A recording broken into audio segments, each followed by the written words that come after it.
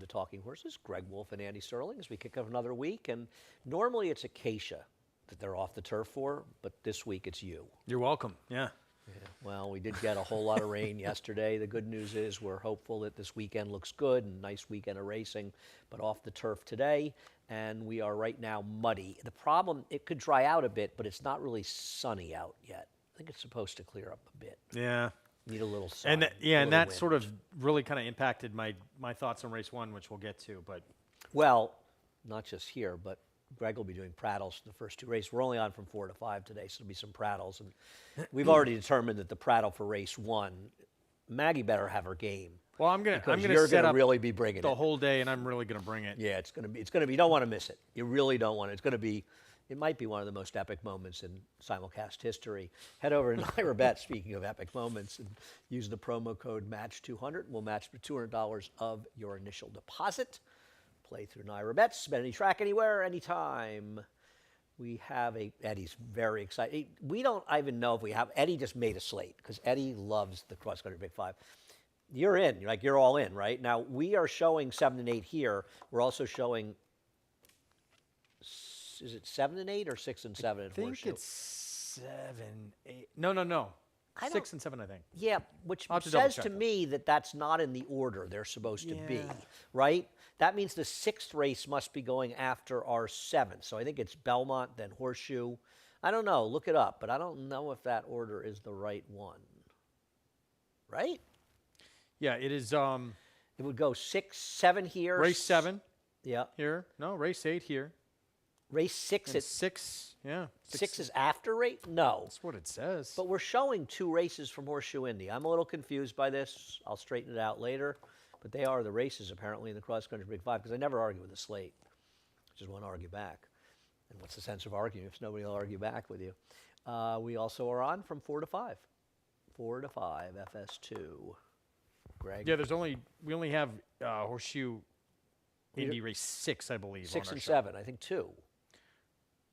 Oh yeah, they're Central. Yes. So 7 and 8. We have 7 and 8 in the Yeah, show? I just 7 and 8. handicapped. I just remember where they were. 7 and 8. So it probably goes. So race 6 is probably first. Eddie, get that. Let's not. That slate doesn't have them in the right order. Let's not worry about it. I think it's not your fault, Eddie, but I don't think they're in the right order. I think it's race 6 at Horseshoe, then 7 here, 7 at Horseshoe, 8 here. We'll let and other 8 at people worry Horseshoe. about it. Okay, we don't want to confuse anybody because I know you're getting involved in those pick fives. In theory, you are. It's too complicated for Race my brain right now. numero uno. One of the toughest races on the card, I thought. I will start by showing a video of the horse you and I both have second, and that's Giant Works race 2 back. And they kind of put him in maybe a little bit over her head last time out. She didn't do much running. She gets Ricardo Santana for here. She can win. I just wasn't excited by her, but I guess she's kind of one of the horses to beat. Favorite now? Yeah, I think she is. Look, it's the Clement bar. The trouble for me is she'd been at this level or close to it a couple of times Right. before, and those should have been the times. And one was this wet track, fine, but that start 2 back, and even though she ran good, it wasn't that good to make me that scared. I thought some of the other class robbers, like Gabby's Legacy, like Twirly, I even thought calling an audible was very dangerous. Ultimately, the fact that she didn't run very good on a muddy track 2 back, I was going to pick her on top, except for that, and we have a muddy track to start today. I like less distance for her, and she has run well enough in the muddy sealed tracks before here. I just feel like calling an audible has had so many chances that she's Yeah. just kind of worn me out in here. You've taken Gabby's Legacy on top. Is this an ode to Gabby Cadet? Yeah, absolutely. It is. She was a great partner. Gabby, we love Gabby. One of the nicest people in horse One racing. of my absolute favorite people I've ever worked with. Yeah, first time in, dropping in for a tag here, and I like the fact that they are putting blinkers on because this one tends to lose contact a little bit here early. So maybe this horse with Ruben Silvera, blinkers on, can get a little more involved early. And she faced just better horses. I think Lottie Margaret, she faced 3 back, was at least somewhat competitive against. That one came back, was second in the Maddie May. So she's faced some good competition relative to this group, and I think the class drop's really going to help her. I don't think she's supposed to be a bigger price than Giant at Work. I think she's easily as likely to win as her. I don't disagree with anything you said. So looking at a couple horses towards the inside, I was trying to make Immigration Law cutting back a little bit. I didn't love the race this horse came out of last time out. I ended up going to Twirly. You look at the race that she was involved in on March 16th, And the other speed in that race came back and ran 68, 10 buyer points first. That was Crimson Queen, who finished second, who actually beat Gabby's Legacy, finished ahead of Giant at Work last time out. And I thought that race 2 back was actually a lot better than it looked as she drops down a bit for Bill Mott. And while I don't think she's the speed in this race, I thought her last dirt race was okay. And she's a little dirtied up by a turf race. She is the second choice in the line. We'll see what price she is. But I went with Twirly. Yeah, I mean, very few would surprise me in this race. I agree. Even Houdini's Bride has that Muddy Seal track race Yeah. going back to last May that's good enough to be a contender here. And I don't particularly like Malibu Dynamite in here, who seems like the outlier, but it's not like her races are so slow No. that she would absolutely shock you if she was effective. I don't disagree. Race number 2.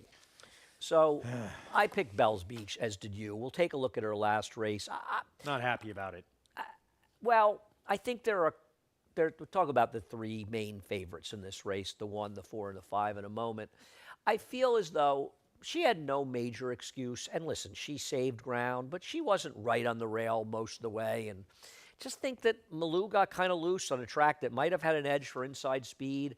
She just couldn't run that one down. I'm not in love with her. I don't totally trust her. She's got 2 straight seconds for Chad Brown.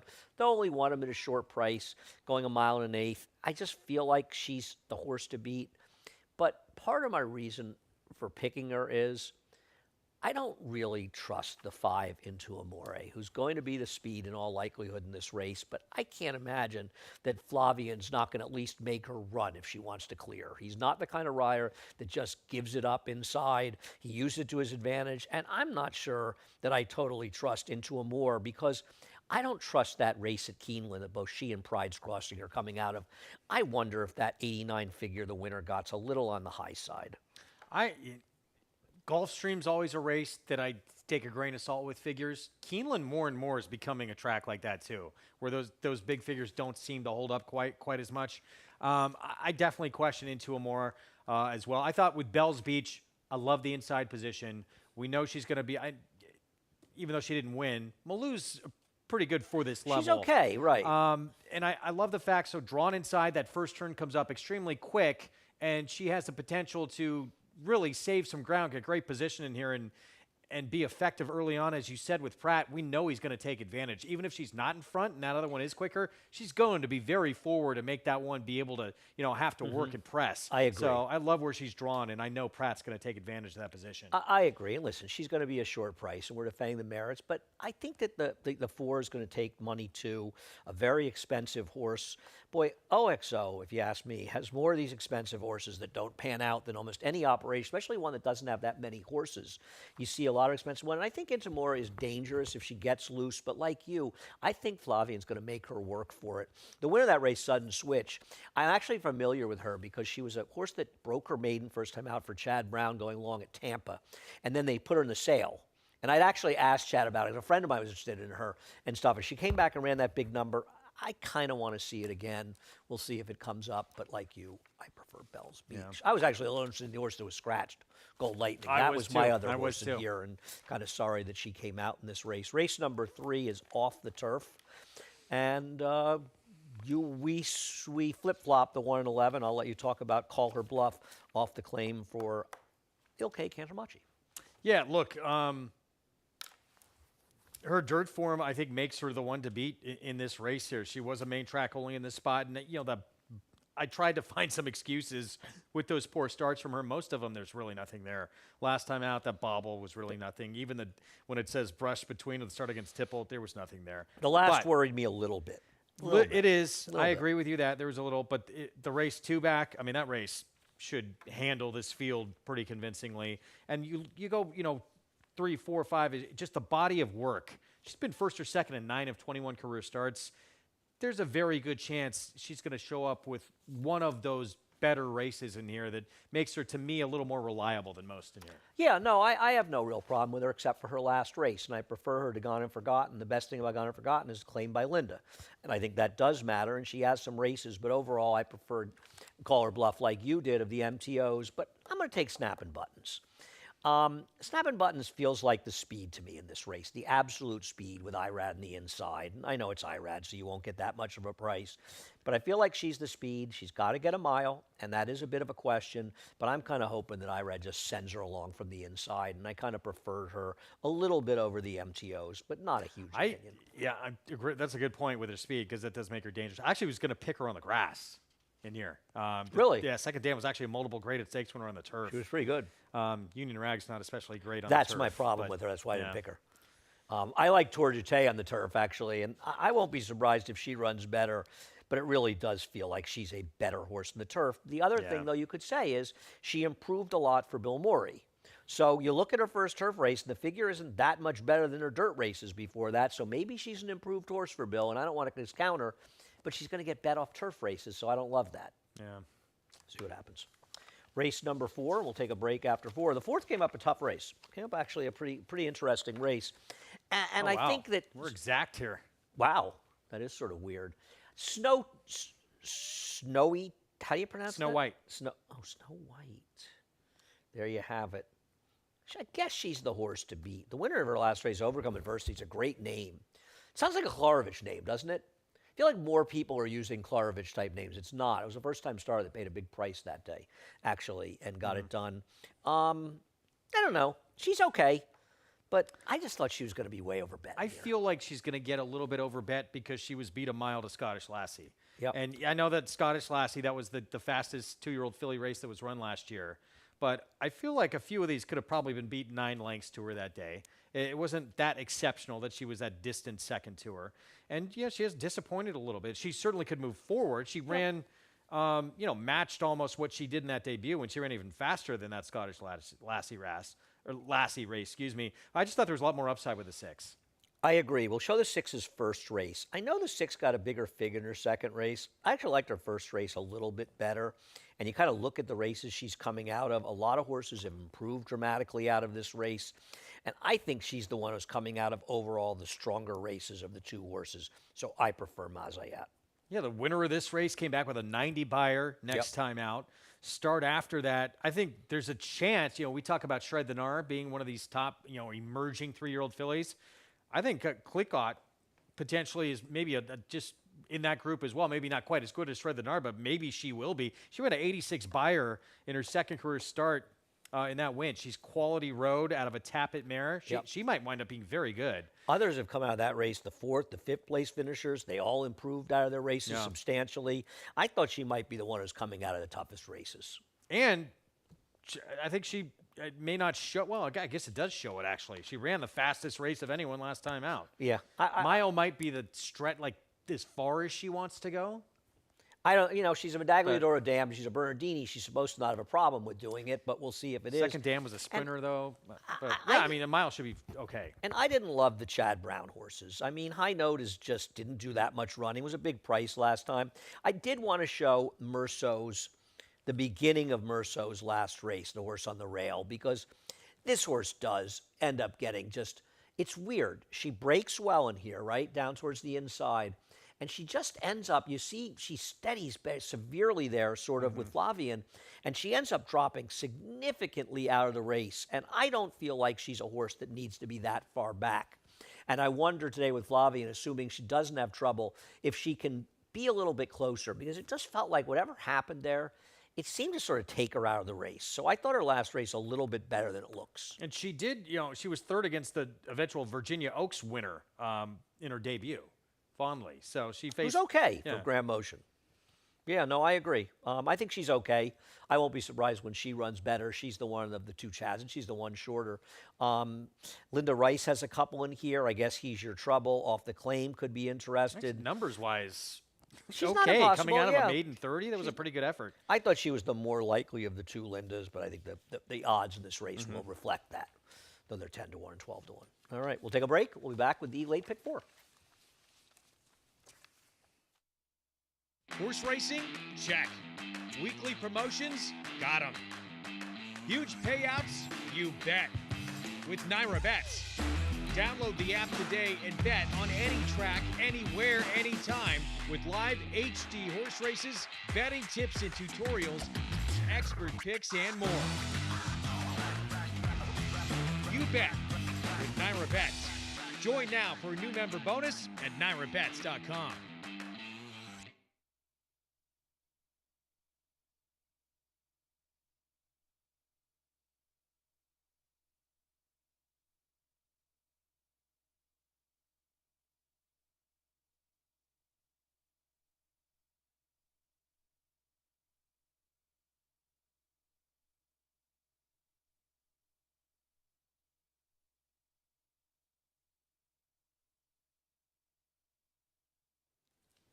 Welcome back to Talking Horses, race number 5 off the turf. Wow. We did it again. Well, There's not much to do in here. There weren't too many places to go, and as we look at Cold as Hell's last race, I mean, she ain't gonna be he is not gonna be 8-5. He's gonna be 3-5 in here, isn't he?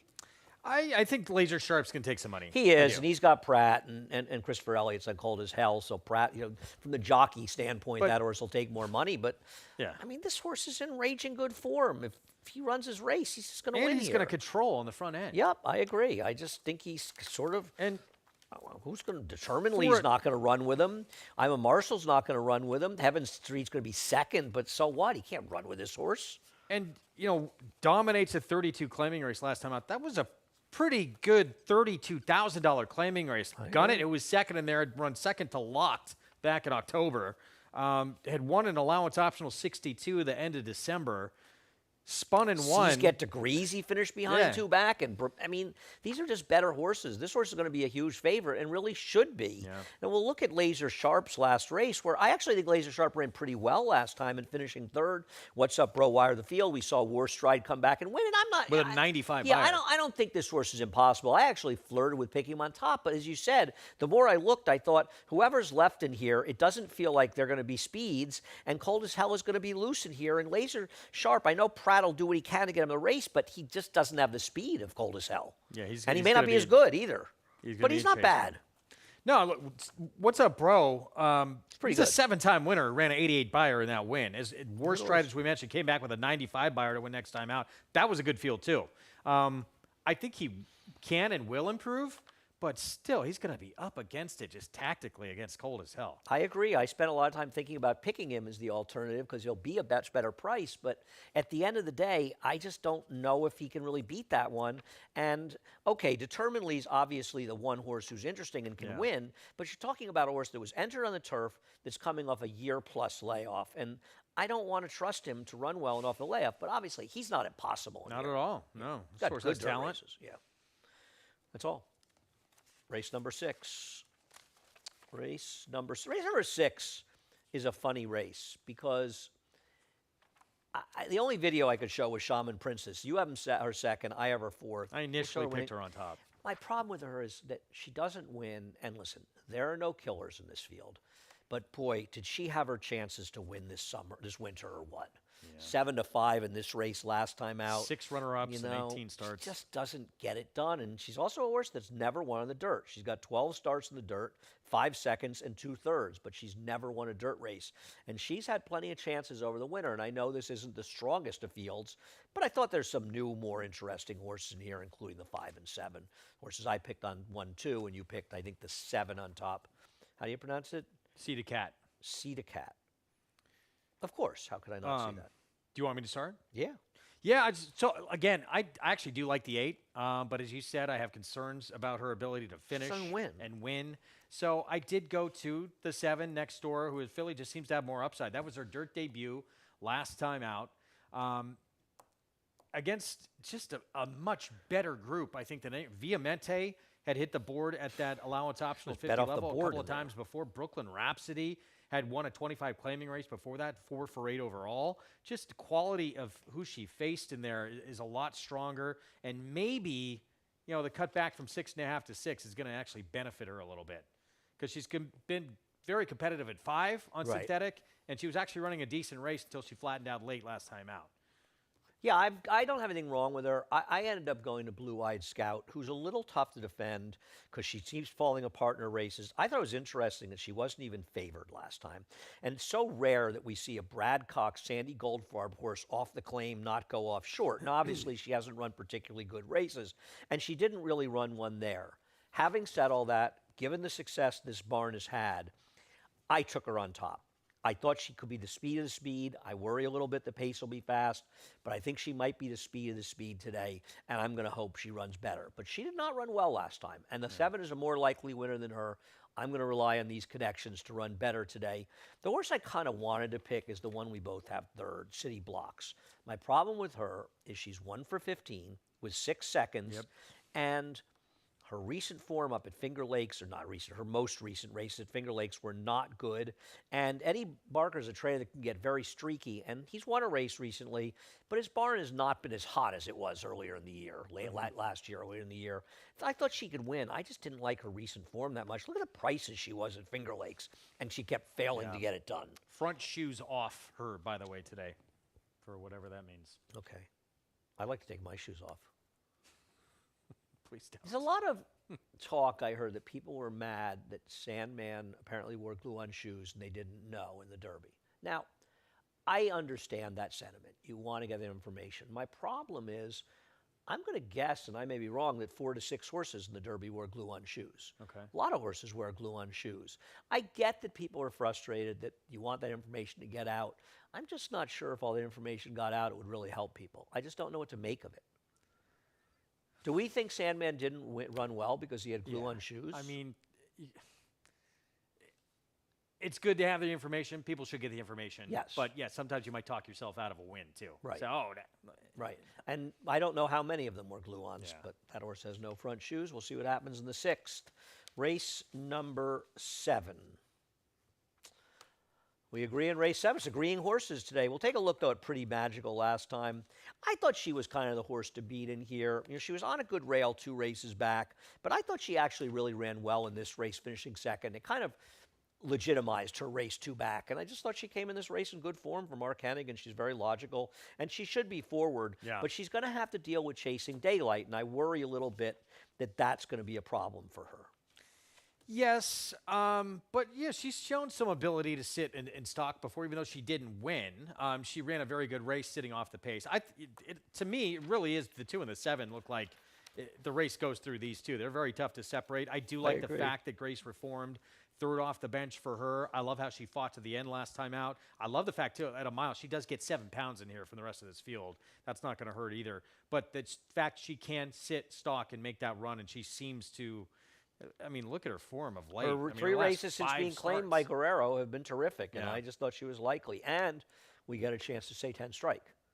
We don't have a drink in front of us, but it's a rule. When 10 strike is mentioned on our show, you have to drink. Yep. I think an edge in this race is the horse you and I picked fourth, this horse, Into Stardom.